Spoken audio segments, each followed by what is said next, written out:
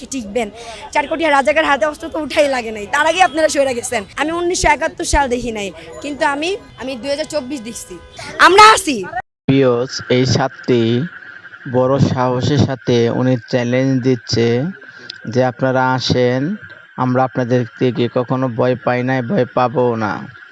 চলুন আমরা সেই ভিডিওটি দেখে আসি যে এই ছাত্রীর কত বুকের সাহস, কিভাবে উনি আওয়ামী লীগের বিরুদ্ধে কথা বলছেন, উনি অনেক সাহস দেখাচ্ছেন, ওনার যা অধিকার সেভাবে উনি কথা বলছেন। চলুন আমরা সেই ছাত্রীর মুখ থেকেই সেই শুনে আসি যে উনি কী সাহসের সাথে কথা বলছেন। চলুন আমরা সেই ভিডিওতে চলে যাই। 15 আগস্ট কোনোভাবেই শোক দিবস হইতে পারে না। 4 কোটি রাজাকারের হাতে যদি অস্ত্র উঠে, আপনারা কি টিকবেন?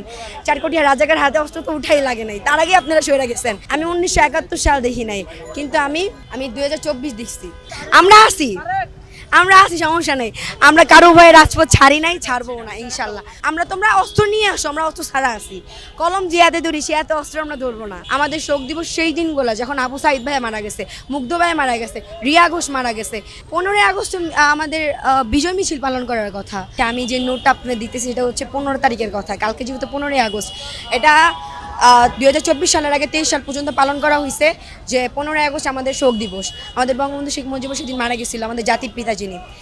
এখন আমি বলবো 15 আগস্ট কোনোভাবেই শোক দিবস হইতে পারে না। শোক দিবসগুলো সেই দিনগুলো ছিল যে নিজের দেশে থাইকা নিজের দেশের মানুষগুলোর মারছে, সেই দিনগুলো যেদিন আমাদের ভাইরা আবু সাইদে বলেন, মুগ্ধ ভাইয়া বলেন, সেগুলো হচ্ছে আমাদের শোক দিবস হইতে পারে। 15 আগস্ট আমাদের শোক দিবস। আর আছে সবচেয়ে বড় কথা হচ্ছে 15 আগস্ট বিভিন্ন আমরা জানি যে আওয়ামী লীগের সব লোকেরা এখনও যায় নাই, বাংলাদেশে আছে, লীগের পোলাপেনও আছে, লুকায় আছে। ওরা বিভিন্নভাবে নোট দেয় আমাদের যে হচ্ছে তুমি পারলে 15 তারিখে রাস্তায় নাইমো, তুমি পারলে 15 তারিখে বাসা থেকে বের হইও, 15 তারিখে সাবধানে থাইকো, বিভিন্নভাবে নোট দিতেছে।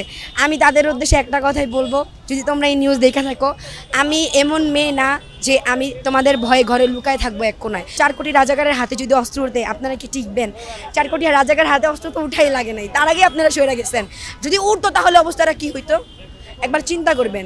আর সবচেয়ে বড় কথা আমি বলবো যে আমাকে সবাই বলছে, যখন আমি শহীদ মিনারে ওই কথাগুলো বলছিলাম শেখ হাসিনার বিরুদ্ধে, তোর জন্য আয়নাগর ফিক্সড, তোর জন্য গুমগর ফিক্সড, সবাই একটা কথা বলছে আমাকে।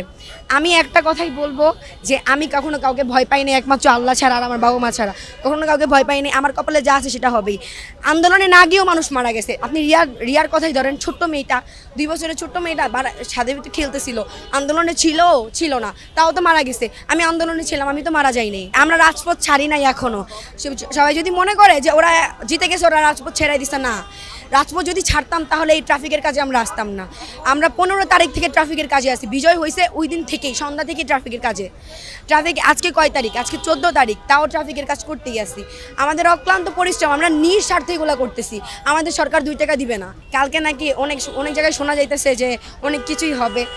আমি নির্দ্বিধায় তাদেরকে আহ্বান জানাইতেছি, যারা আমাদেরকে, আমরা কিছুই ভয় পাই না। যদি ভয় পাইতাম তাহলে রাজপথ ছেড়ে দিতাম অনেক আগে, যখন আপনারা ওপেন ফায়ার করতেছিলেন।